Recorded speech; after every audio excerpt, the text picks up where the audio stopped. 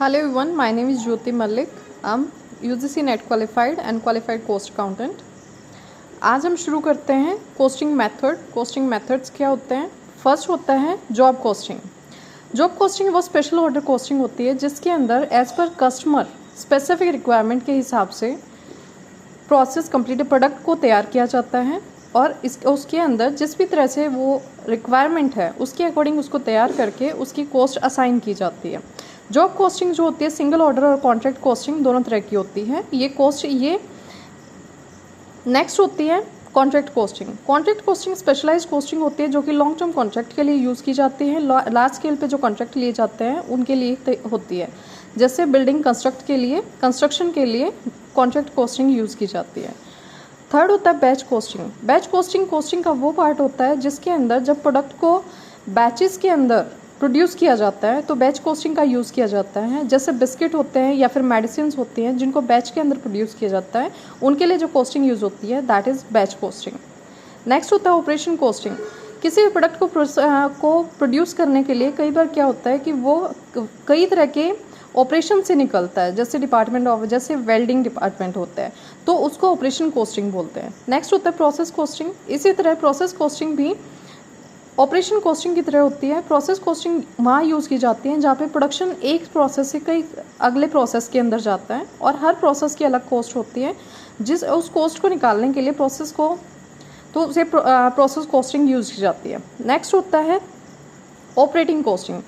Services sector में operating costing use की जाती है। जब हम सर्विस प्रोवाइड करते हैं तो उस सर्विस को प्रोवाइड करने के लिए जो भी कॉस्ट आती है उसको ऑपरेटिंग कोस्टिंग बोला जाता है। नेक्स्ट होता है मल्टीपल कोस्टिंग। मल्टीपल कोस्टिंग वो होती है जहाँ पे जो सिंगल सिस्टम ऑफ कोस्टिंग जहाँ पे एप्लीकेबल नहीं होता है, जहाँ पे जब भी प्रोडक्ट को प्रोड्यूस किया जाता है कई तरह के कंपोनेंट्स उसके तैयार होते हैं और अलग अलग कंपोनेंट्स की अलग अलग कॉस्ट आती है। और उस टोटल कॉस्ट को अरेंज करके एक कॉस्ट निकाली जाती है, उसे कंपोनेंट कोस्टिंग या फिर मल्टीपल कोस्टिंग बोला जाता है। जैसे हम लोग साइकिल को तैयार करते हैं, उसके अलग अलग पार्ट्स होते हैं, उसकी अलग अलग कॉस्ट आती है तो उसको हम मल्टीपल कोस्टिंग बोलेंगे। नेक्स्ट होता है यूनिफॉर्म कोस्टिंग। यूनिफॉर्म कोस्टिंग होती है कि वेरियस इंडस्ट्रीज वेरियस फर्म्स जो एक ही इंडस्ट्रीज़ के अंदर आती हैं उनके अंदर जो सेम कोस्टिंग यूज़ की जाती है that is uniform costing. Next होता है एब्जॉर्प्शन कोस्टिंग। एब्जॉर्प्शन कोस्टिंग का मतलब होता है जिसके अंदर वेरिएबल और फिक्स्ड दोनों कॉस्ट को इंक्लूड किया जाता है और कोस्टिंग निकाली जाती है। नेक्स्ट होता है मार्जिनल कोस्टिंग। मार्जिनल कोस्टिंग को वेरिएबल कोस्टिंग भी कहा जाता है और इसके अंदर फिक्स्ड कॉस्ट को इंक्लूड नहीं किया जाता है। नेक्स्ट होता है डायरेक्ट कोस्टिंग। डायरेक्ट कोस्टिंग होती है किसी प्रोडक्ट को प्रोड्यूस करने के लिए या फिर ऑपरेशंस के लिए, प्रोसेस के लिए जो भी डायरेक्ट कॉस्ट आती है that is direct costing. Next होता है स्टैंडर्ड कोस्टिंग।